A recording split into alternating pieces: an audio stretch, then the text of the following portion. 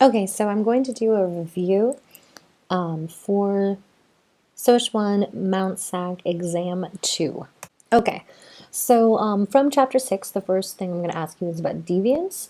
So for that, I'm looking for the definition, meaning deviance is a behavior, trait, or belief or other characteristic that violates a norm and causes a negative reaction. And I'm also looking for the fact that it's socially constructed. And of course, deviance is also different across cultures, something we talked about in class. For Merton's strain theory, I want you to understand that an innovator is someone who accepts society's goals, but does not use society's approved means to achieve their goals. For rebels, I want you to know that this is a person who creates their own goals using their own means. For stigma, I just want the definition. It's a term for any physical or social attribute that devalues a person or group identity and excludes those not valued from social interactions. For passing, that again, the definition from your book, it shows presenting yourself as a member of a different group than the stigmatized group you are a part of. A deviance avowal is the idea of initiating your own self-labeling. So I gave you the example of see yourself as deviant and then you label yourself as deviant.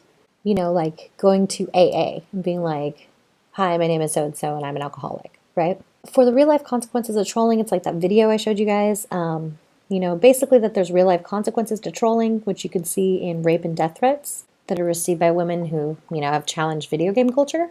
Desistance from chapter 6 is just the idea that, people tend to age out of crime. And positive deviance is something that is later interpreted as heroic. So we talked about the example of Rosa Parks as a positive deviance. I mean, clearly she was breaking the law, but you look back and see it as something positive. Moving on to chapter 7, social stratification, the division of society into groups that are arranged in a hierarchy, right? That stratified nature like we went through with the paper ball activity.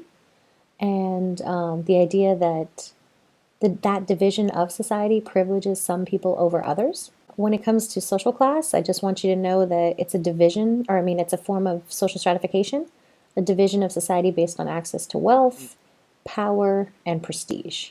Let's see, what's the next one? Weber's theory of wealth and prestige, just the idea that it's not just about owning the means of production, it's also about having wealth and prestige can give you more power. Cultural capital are just the habits, skills, or knowledge that help people gain advantages in society. Everyday class consciousness is that idea that you're aware of your own social class and you become aware of the social class of others. Criminal justice system, just the idea that the poor are more likely to encounter the criminal justice system because they lack the means to avoid the system. Structural mobility is when structural changes in society change the status of large groups of people. So we talked about the recession or the Great Depression or things like that and how that affects people's social class status. The just world hypothesis argues that every person has an equal chance of success. Okay, moving on to chapter 9. I want you to understand the difference between sex and gender. Sex is the biological category a person fits in based on their genitalia, while gender is the behavioral or personality traits that a group considers to be normal for male or female members. Constructionists are people that believe that gender roles are socially constructed. So it kind of already gives you the answer in it, constructionists. Gender identity is an individual's self-definition of their sense of gender. Feminization of poverty is the fact that women are more likely to live in poverty than men, which is often the result of the gender gap, the fact that there's more single mothers, increasing cost of childcare, all of that stuff. Feminism is the ideology and movement for social, political, and economic equality between men and women, right? The other F word. Sexuality is an umbrella term that explains our thoughts, desires, and sexual actions. When it comes to the mass media and sexual stereotypes, the mass media often perpetuates stereotypes about the LGBTQ community, which is, often not representative of the larger population, hence being a stereotype. And queer theory rejects this idea of an innate sexual identity and argues that sexual desire falls on a continuum and that people should have more plurality and difference in their accepted expressions of sexuality. Okay, so for chapter 8, again, a lot of this is just the definition from your book.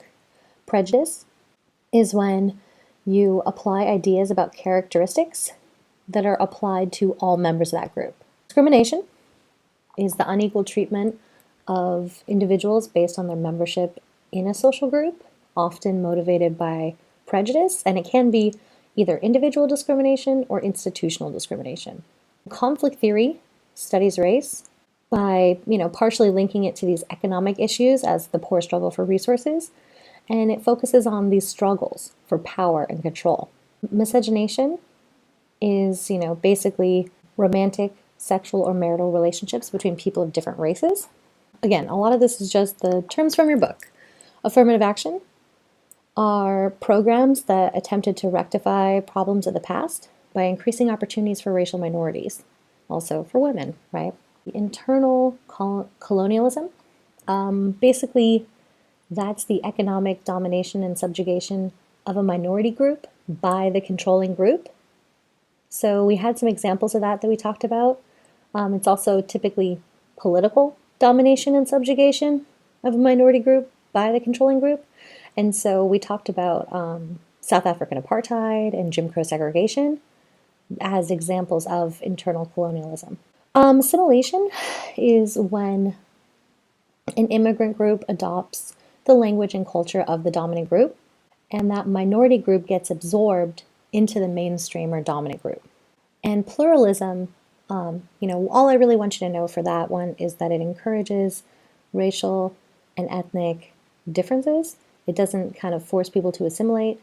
It's basically trying to, celebrate difference. Chapter 10. So politics, again, from your book. These are typically policy-related attitudes that are tactics intended to influence government policy. Social institutions are those things that shape opportunities of individuals in society. We've been talking about like the entire semester. They're built on stratified systems of power. We've talked about like race, class, gender. Power elite, I just want you to know that, C. Wright Mills argued that there's this small group of people that have a lot of power in society that is composed mostly of the powerful military, political, and government elites who make all the important decisions in our culture.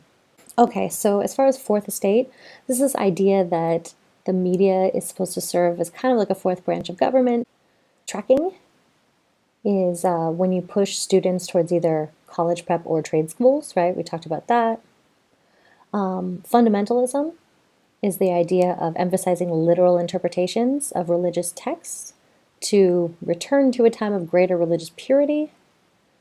And, secular, like what is a secular society? It's a society that has a separation of church and state, or a non-religious society. So then when it comes to your short answer essay questions, I basically put on here which one of those two, or which two of the three will be on the exam. So hint, it will be these ones. Okay, so for the first part, there were three main waves to the women's rights movement. Explain the goals of each wave and explain the ideology that links them all together.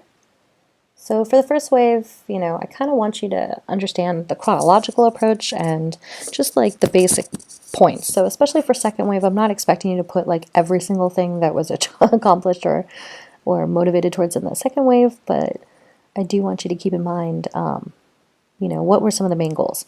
So in the first wave, it's known specifically for suffrage, or, the right for women to vote. There was also like a lot of overlap with abolition movements, reform movements, which we talked about in class. But also, again, kind of like the late 1800s to 1920 was kind of like that first wave time period.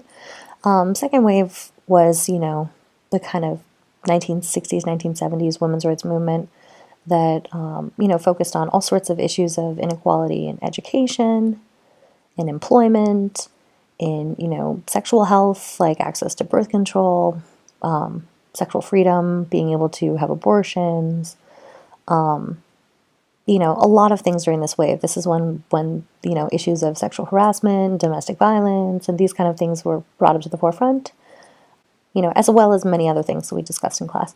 So really, if you just kind of touch upon some of the main points of that movement, that's going to be good enough for that part. And then Let's see, for the third wave, that's going to be, you know, the 1980s onward. So that wave is looking more at this kind of multicultural issue of not just looking at the lives and experiences of middle class to upper class white women, but also including women of all, you know, social locations, and also including men into the analysis. Like the study of masculinities comes out of this wave, and really kind of looking at gender as a system that oppresses us all in a lot of ways. But again, kind of including perspectives of women that are poor, women of color, immigrant women, trans women, all of these kind of things, and also, of course, men and the struggles that they go through also as a result of this gendered system.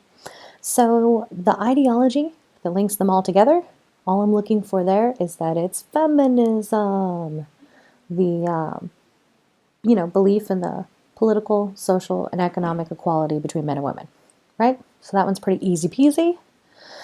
Second one, it's based on the film we watched in class, but it's going to be kind of more your interpretation, right? This one is not necessarily right or wrong. It's just kind of, you know, you have to analyze what you saw in the film and apply it to this question. So, in response to the film misrepresentation, what is one step you can take to change the way media portrays women and girls? And how can we change portrayals as a community? So, I want at least a concrete suggestion for both. I'm going to be looking to see that you answered both parts of that question. So if you have any other questions, let me know, but hopefully this is a decent review that'll help you prepare for the exam.